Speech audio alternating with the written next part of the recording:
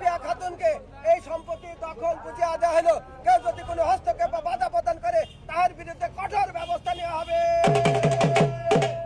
এত দ্বারা সর্বসাধারণকে জানানো যাচ্ছে যে আজকে থেকে আদালতের মাধ্যমে 330 এই সম্পত্তি সুফিয়া খাতুনকে দখল বুঝিয়ে দেওয়া হলো। কেউ যদি কোনো হস্তক্ষেপ বাধা প্রদান করে তার বিরুদ্ধে কঠোর ব্যবস্থা আদালত নেবে।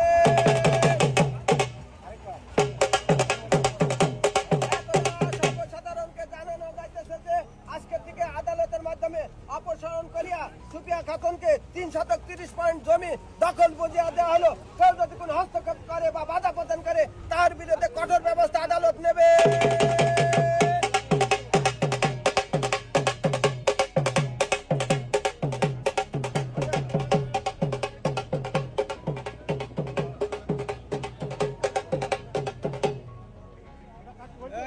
ইনফরমেশন ছিল